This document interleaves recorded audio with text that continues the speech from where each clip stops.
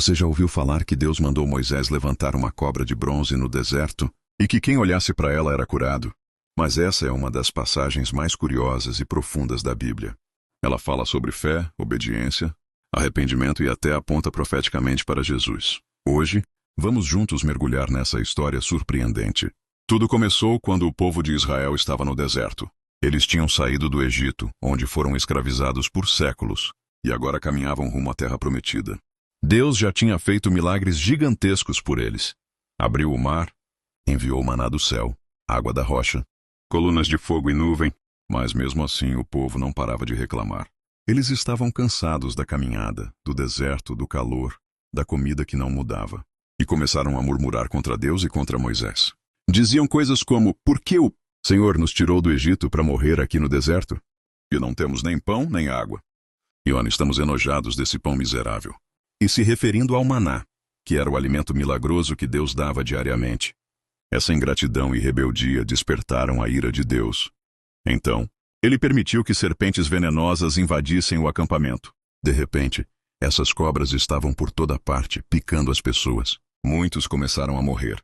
Imagine o desespero, gritos, correria, famílias chorando por seus parentes. Foi um momento de grande sofrimento, e foi aí que o povo caiu em si. Eles perceberam que tinham errado, que estavam sendo ingratos, e correram até Moisés. Disseram: pecamos contra o Senhor e contra ti. Ora ao Senhor, para que tire de nós essas serpentes. Moisés então orou a Deus, como sempre fazia pelo povo, e a resposta de Deus foi, no mínimo, inesperada. Ele disse a Moisés: faz uma serpente de bronze e coloca-a numa haste. Todo aquele que for picado ao olhar para ela viverá. Moisés imediatamente obedeceu. Ele fez uma serpente de bronze, bem realista, e a colocou num poste bem alto no centro do acampamento. E, exatamente como Deus prometeu, quando alguém era picado por uma cobra, se olhasse com fé para a serpente de bronze, era curado. Agora pensa comigo, a pessoa não precisava fazer uma poção, nem uma oração longa, nem sacrifícios. Bastava olhar, simplesmente isso. Olhar com fé. Mas não era só o olhar físico, era um ato de confiança. Um reconhecimento de que só Deus podia curar. Essa história é impressionante por si só, mas ela também é carregada de simbolismo espiritual. A serpente de bronze nesse contexto representa o próprio pecado. As cobras eram consequência da desobediência do povo, e a cura vinha quando eles reconheciam seu erro e confiavam no meio que Deus ofereceu para salvar. E o mais incrível de tudo é que essa história foi usada por Jesus para explicar sua missão. Em João 3:14 e 15, Jesus disse: assim como Moisés levantou a serpente no deserto, assim também importa que o Filho do Homem seja levantado, para que todo aquele que nele crer tenha a vida eterna.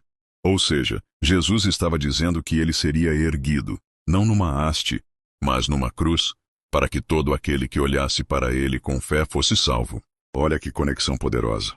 Assim como os israelitas, todos nós fomos picados por algo venenoso, o pecado. E o antídoto não está em boas obras, em religião, em rituais. Está em olhar para Cristo com fé, crer em seu sacrifício, confiar que ele é o único caminho para a cura da alma.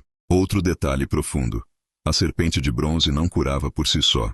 Era só um símbolo, um ponto de fé. A cura vinha de Deus. Do mesmo modo, a cruz de Cristo não é só um objeto. Ela representa o sacrifício perfeito. O amor incondicional e a justiça de Deus se encontrando num só lugar. E tem mais.